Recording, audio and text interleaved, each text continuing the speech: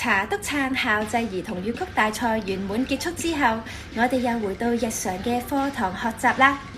呢一堂我哋既恭喜獲獎嘅小朋友，亦都會同所有同學分享比賽嘅得與失。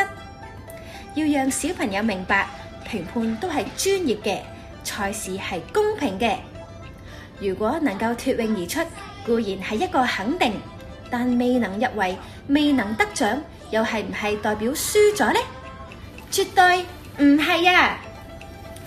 只有10歲、8歲嘅小朋友願意為興趣付出努力，勇敢企上舞台，面對數百位觀眾高聲演唱，呢一份勇氣同膽量絕對不容小覷啊！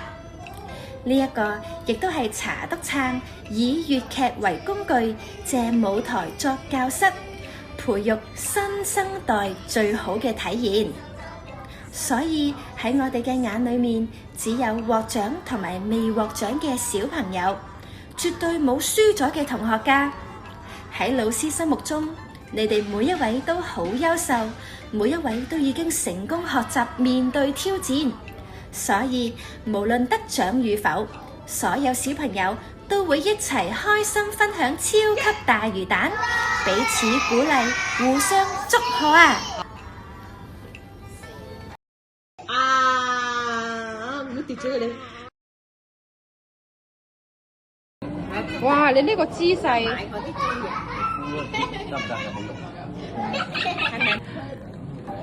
我幼稚園望返我。英文哎呀